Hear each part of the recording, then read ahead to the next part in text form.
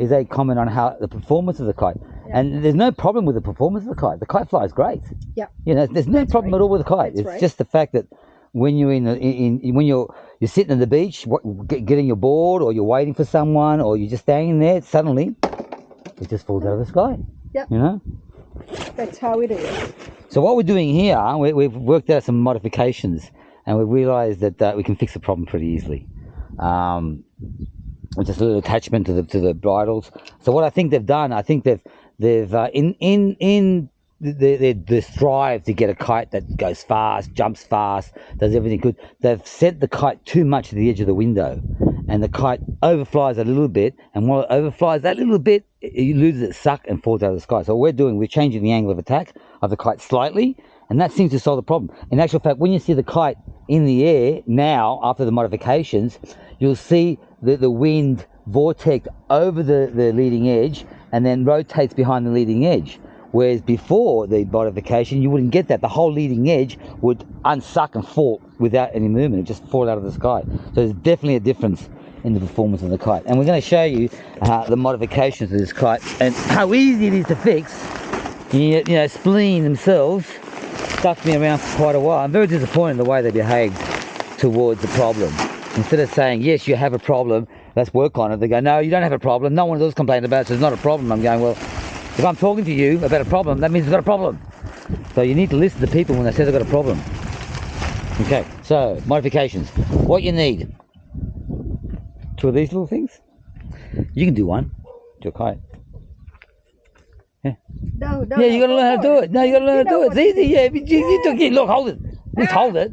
Look, watch me. Look at me. Grab the other end. I know what you do. Grab the other end. So all you do is undo this from the leading edge, lark's head it onto here, like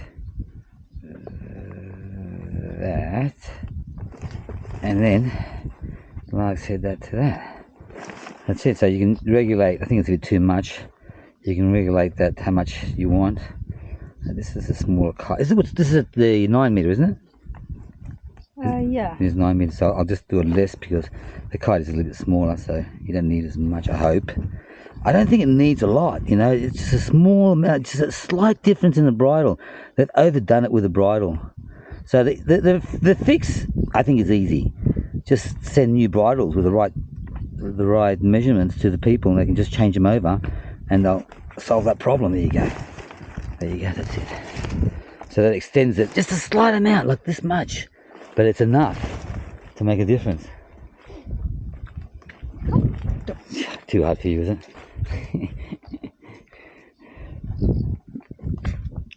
Like I said, I was just disappointed in the reaction to it. It's just really disappointing. You know, I got 30 years experience in kite surfing and dealing with kites, and they treat me like I don't know what I'm talking about. It's like, you know, come on guys. If you don't want to be hassle about it, don't do it. There you go. I should do it. So there, quoi. Done! Fixed! You fly it first, and then measure once it's flying. Alright. The little difference that it is doesn't make that much great of a difference. It's just a little bit too small. Okay. It'll settle in. If it doesn't settle in, we can adjust it really, really easy. I believe you. It's a shame, like I said before, I've used Spleene kites for a long, long time, and they're unbelievable, bulletproof.